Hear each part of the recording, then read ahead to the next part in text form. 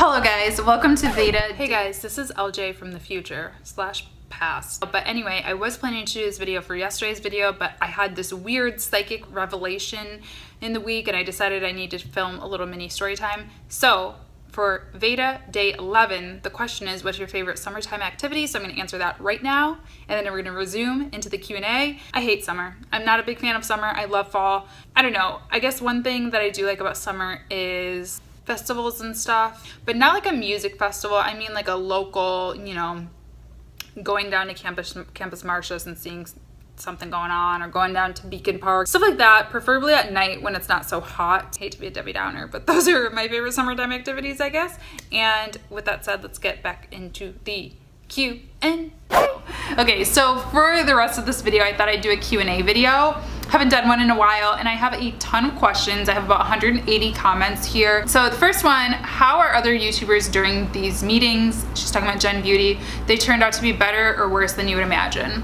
I'm not gonna sugarcoat this. People are good and bad. Like I've experienced all ends of the spectrum. People have surprised me by how nice they are. People have surprised me by how mean they are. And everywhere in between. So that's really all there is to say about it. I mean, I've met some like big famous YouTubers. Most of them are pretty nice. Like I feel like once they get to be like 1 million subscribers and stuff, I don't know if they get like PR coaching or if their management kind of helps them out or what it is, or if they just genuinely feel really grateful. But generally those ones tend to be pretty nice. There's one in particular that everybody loves, and it's a guy, I'll say that. I did not find him nice at all. I found him very rude and snobby, but you know, again, like it is what it is. If I ever went to Toronto, where would you recommend me going as best places to see in Toronto? I've only been there once and it was only for a couple days, but I loved the restaurant called Hibiscus Cafe. Just Kensington Market is in general was really fun to go and walk around. There's a ton of restaurants and coffee shops and stuff like that. There were people playing music there. So yeah, go there for sure. Also, you know, obviously see, what is it called? Oh my gosh, my mind is mush right now. Anyway, I did a blog post about everywhere that I went and kind of did a little commentary on what I liked. So I'll leave that down below. But Hibiscus Cafe, Kensington Market, why can't I think of it? Like the big like the thing that everyone compares to Times Square. Dundas Square. Go, I mean, you had to go there just to see it, take some pics, shop around, that kind of thing. But yeah, I would love to go back. Actually, I'm planning a trip back already, coming up here soon. So hopefully I'll have a better answer for that in a couple months. What's your number one go-to makeup product? Honestly, like there's a lot of makeup questions in here and I'm kind of skipping them over because I'm not really like into makeup so much anymore. So I do my makeup the same pretty much every day. This is sort of like my everyday makeup that I'm wearing right now, and I have on the Milani Conceal and Perfect foundation. I use that for concealer and for foundation. I have the NYX, it's sitting right here, the NYX Love Contours All palette for contour. The Essence mascara, it's like the lengthening mascara. I'll leave all this stuff down below. And then just a brow pencil. I think that's it. I think I have like a blush from Pixi on, like a cream blush, but this is pretty much what I wear every day. So I guess if I had to choose one product, it would probably be mascara or maybe brows, depends. This is another kind of tea spilling question. Who are your least favorite YouTubers and who do you like the most? Also, have you met some celebrities, and if so, how were they? My least favorite, I mean, I don't know. Like I don't pay attention to to people I don't like. You know what I mean? Like I'm not just saying that. I mean, there are definitely YouTubers that I watch that I kind of like, I hate the term hate watch because I don't hate them, but like there are some YouTubers that I watch that like kind of like annoy me just a little bit, but I still am like addicted to them, but I don't hate them or anything like that. Like I can't even think of one right now, to be honest. Like I guess like people who tend to always have drama, like Tana. Like I love Tana, but she's always like, there's always something crazy going on, and it's kind of like eye roll sometimes. Like I watch her and eye roll and I'm like, what? But I don't hate her, so like it's not hate watch, I don't know. So I guess that's the closest thing I can think of, I guess. Tana, sometimes Pink Sparkles is like that too. Like she does things that are so ridiculous or like so over the top, and I'm like, what? But I love her. Do you know what I mean? I hope that doesn't come off like mean. Who do I like the most? I mean, when it comes to makeup, I always say Glam Life Guru Tati. I think she's just really good at filming makeup videos, like very thorough in her reviews. She's a little bit older, which sometimes when I watch like really young YouTubers, I'm just like, oh my gosh, like if you're graduated college and high school and over the age of like 25, like why are we doing back to school makeup tutorials? Like no hate, I'm just saying. So sometimes it's nice to see like an older, not older, but more mature woman So I like her. I mean, I like the people that I just said, like Tana and Pink Sparkles. I like a lot of just vloggers. Like I always say this, I like Lindsay Hughes. I like Kaylee McKenzie. I don't know, I just like people with normal real lives, honestly. One thing I did want to mention too, a lot of people are asking me as a video suggestion to do a review on Jeffree Star Cosmetics, and I just wanted to say that I will never do that because I don't support him. No hate if you do support him, but yeah, I don't really support a lot of the things that he's said in the past when it comes to like race and stuff like that. So sorry, I will not do that, but no hate if you like him. Okay, how can you go to Generation Beauty? And I know there was another one, I can't find it right now, but there was another one that said what exactly is Generation Beauty. So Generation Beauty is basically like an expo or a conference, or not really a conference, more like a trade show or an expo specifically for makeup and beauty and hair and skincare, all that stuff. So how you can go is you can either buy a ticket if you are not a creator, you can purchase a ticket. Or if you're a creator, you can be a part of Ipsy Open Studios and they will invite you. They don't invite everybody who's a part of the group. They do it by like a combo of different factors. So they look at your followers and your engagement, and they also look at your location. So like I was invited to Toronto because Toronto is a really close city to me. I don't know why I was invited to San Francisco because it's far from me, but you know, they just do it for different reasons. But you can also buy a ticket if you're a creator too. Which YouTuber would you like to do a video together with? Honestly, I really don't like collab videos a lot, and this is one of the things that I put as a goal for like the rest of the year. I think I said it on Twitter, like I really want to do some collab videos just because I haven't done one in so long. So if you guys are interested, I don't really care about subscriber count or anything like that. Like I just want to make cool creative videos, ideally not about makeup. Like maybe I would do one or something, but I want to do something different than just like a makeup video. So I'm looking for people to collab with. But honestly, like the reason that I said that as a goal is because I don't really like doing them. Like I don't know, I always get self-conscious and I always feel like one person does more work, one person comes up with the idea, I don't know, one person has more subscribers. Like I hate collabing with people with more subscribers than me because I always feel like guilty, and I don't know, they just stress me out. So I haven't really thought about it, but I do want to do some. I would really like to do a collab with like somebody who's good at video or photography and like do some cool stuff, because I don't know. But then it's like, what do I bring to the table? Like what would I do? Because I'm not good at that. I don't know. Lots of what inspired you to start YouTube. I've answered this question a lot of times before, but basically I just was on vacation on like winter break from school, was watching a lot of YouTube videos. I didn't realize this was a thing. Like I didn't realize that people had subscribers, people got paid. There's this whole economy behind it.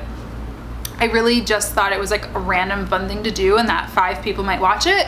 And so I did it, and the rest is kind of history, I guess. Who of the big YouTubers have you met and how did they react? I've met a lot of big YouTubers. Like I guess it depends on what you consider a big YouTuber. Like I've met Patrick Star, I've met Gabriel Zamora, I've met now I'm like drawing a blank. Basically anyone who's involved with Ipsy. Like I met all of those people from the different Generation Beauties, like Madeline and oh my gosh, I can't think of any of these girls' names because I don't watch a lot of beauty videos, so I usually don't know who they are. This is so bad, this is embarrassing. I don't know. All of them have been nice for the most part. I kind of answered this in the first question. Hair care routine. Your hair looks so strong and shiny. Thank you so much, Ashley. Fun fact, a lot of people ask for a hair care routine as well, actually. And honestly, my hair care routine is basically go as long as you possibly can without washing your hair. And then when you do need to wash your hair, go to the salon and get a blowout. And in between that, use the GHD flat iron is what I use. It's very gentle on your hair. I love it. I'll have it linked down below. And use no product in it. Honestly, I'm making fun of myself, but you honestly can train your hair. I used to use a lot of product. I used to put oils in it because I mean, you can tell it's very dry right now. It doesn't look very good today. I definitely need like a wash and blowout. But yeah, I mean, my hair is pretty dry, so I'd put a lot of oil in it. I'd put like a lot of stuff in it, and over time, I just stopped. I don't know, I just got lazy and busy, honestly. And I feel like my hair is compensated. Like I don't need the stuff anymore. I mean, I still use a heat protectant. Like I spray a little tiny bit of something before I use my flat iron. But honestly, using that GHD flat iron has made such a difference too, because it just does not burn or damage your hair. It's so good on your hair. So yeah, honestly, I don't do a lot. The salon I go to is called Arid. It's in Royal Oak. I want to find one in Detroit. So if anyone knows of a blow dry bar or you know, place that does blowouts, really good blowouts for, you know, affordable and quickly. That's my main thing, is this needs to be done in an hour, and I have a lot of hair, so if anybody knows of any, let me know. Eyebrow routine and how do you get your eyebrows so thick, from Denise. I'm sorry, I haven't been saying anybody's names. I was born with it. No, honestly, I was born, my eyebrows have always been really thick.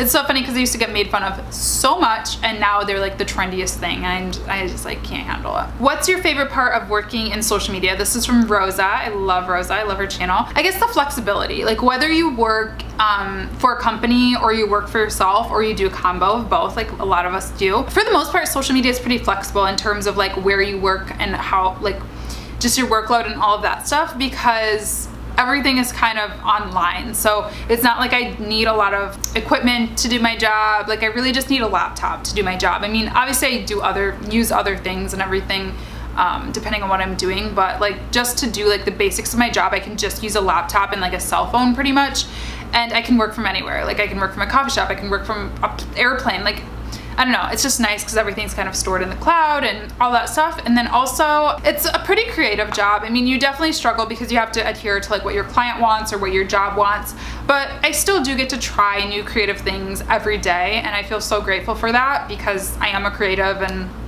I could never not work a creative job, I don't think. And it's a really good job for somebody like me who's an introvert, because a lot of it is just done kind of by yourself. I mean, I like to work with people too. I'm not like 100% like I need to be alone all the time to be happy in my job, but I do like to work alone like the majority of the day. And besides like going to meetings and doing like intro calls and stuff like that, for the most part I get to work alone, so I love that. Are creators and influencers two different things, or are they interchangeable? For the most part they're interchangeable. It just depends on what you like to be called, I guess. I mean, I guess an influencer doesn't necessarily need to be like a creator, because to me when I say influencer I kind of think a little bit more of like Instagram, or just kind of almost like a socialite in a way. What we used to call socialites.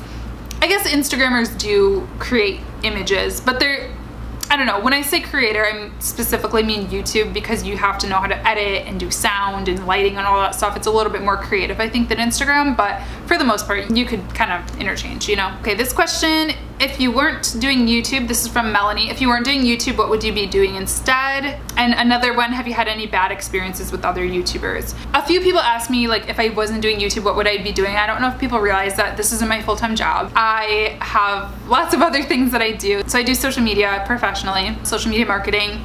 So I guess if I wasn't doing either of those things, because I really got started in social media from being on the internet, so I guess if I wasn't doing either of those things, I would probably be getting my master's degree, or have already had my master's degree in like political science, or have went to law school. So I went to school for film and poli-sci, political science, and so I always have wanted to teach, and I still do kind of want to teach. I still think about it almost every day if I want to go back and get my master's degree so I can teach community college. So I think I'd be a teacher, but I think if I wasn't doing this, I would have probably went down the poli-sci or law route.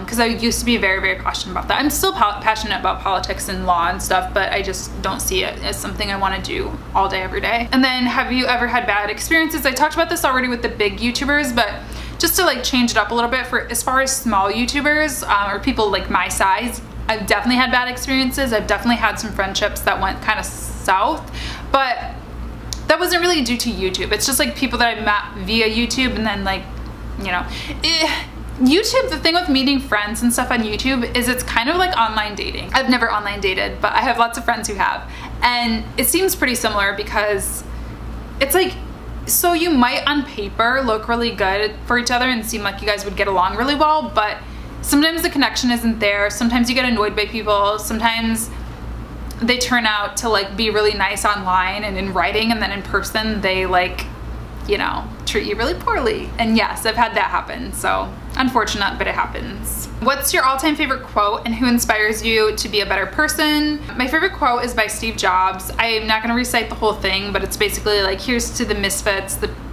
round pegs and the square holes. They're the ones who change things. What is it? I can't remember right now. I'm gonna put it on the screen. I don't feel like looking it up, but it's gonna be on the screen. It's my favorite one of all time. yeah. And then who inspires you to be a better person? As far as people in my real life, you know, my mom, my sister, my nephews, and my niece, like I do everything in my life pretty much for them, like thinking of their future and like wanting to make the world a better place for them and stuff like that. But as far as like people I look up to, like celebrities or well-known people, I'm really, really inspired by Lights. Like she's like my Beyonce. You know how people freak out over Beyonce? I freak out over Lights. I love her. I think she's so talented and she's such a strong, awesome woman and she's really cool. So I guess her. Also Marie Forleo, love her. Amy Porterfield, love her. Like just people like that. What's your all-time favorite song and movie? My all-time favorite song, I always say this because I can never think of anything else, but Couches and Alleys by Styrofoam featuring Ben Gibbard. That's just one that comes to mind. Current favorite song, I have been playing Linkin Park on repeat, and their new album is actually really good. It's very different, but I like the song. I like all the songs, but my favorite one on their new album is Nobody Can Save Me. Yeah, I guess those are just two. A current favorite and a favorite. Oh, and Kesha Praying. Love. Favorite movie is Lost in Translation. The last question that I'm going to answer is by Lady Monta, and the question is, how big do you plan to be on YouTube? A couple years ago I would have said a different answer, but like I would have said, oh, I never really think about it, I guess just as big as I get. But now I do kind of have like a threshold. Like, I mean, obviously I can't help it if I get bigger than this, but I kind of like my target, I guess. I don't think I want to be any bigger than like 50,000, maybe 100,000 like subscribers.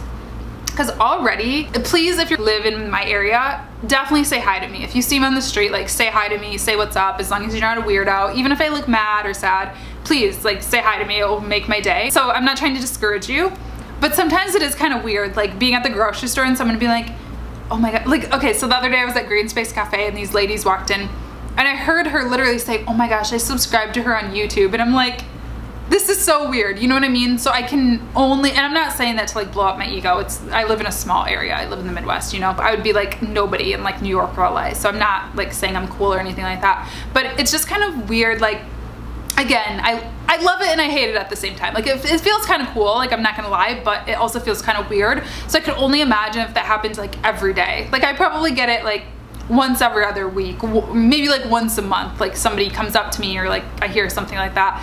But I could not imagine having it more often than that. It would just feel kind of strange. So yes, I don't think I would want to get any bigger than like 100,000 tops, but who knows where life will take me. Like I said, you can't really stop it unless you want to like shut down your channel. I don't think I'd do that. Forgot to mention while I was filming this Q&A that Norris got his own Q&A question. Oh, Doesn't really? he feel special? We're in a hotel room right now. The question is, it comes from Shamir, who I love. And she said, not sure if you guys have discussed that, but what is Norris's background in terms of like education or what he does for work? Like obviously you don't have to say where you work, but so Wayne State University, and I studied actually broadcast journalism and sociology. Don't really do anything involving those now in terms of my regular day job, but I've joined forces with a old internship buddy of mine, and we've created a radio show about esports and video games. So if you're interested on checking that out, LJ will put the link up there. no. Oh, Down below. Okay, what else? What do you do or whatever? I'm chief information officer, which I know sounds very, He's a CIO. which I know sounds very, very, very important, but it usually just boils down to sending emails, tweets, and, you know, talking to the news if they ever show up to my job. But the most fulfilling part of my job is I get to help run a after school program / summer program where we get to teach and mentor kids in different STEM-based projects and hopefully spark their minds in the field of science and engineering. So that by far is the coolest thing. What are you doing? I was just saying like peace out. Thanks for answering. Oh, anyway, thanks for asking, Shamir. It's great to get a question every now and then. Bye. So thank you to everyone who asked me a question. If you have any more questions, leave them down below. There were quite a few I didn't get to, so I might do a round 2 sometime throughout Veda or like next month or whatever. Yeah, so leave me a question down below if you have any, and don't forget to subscribe to this channel and like this video as well if you enjoyed it, and I'll see you guys tomorrow. Bye.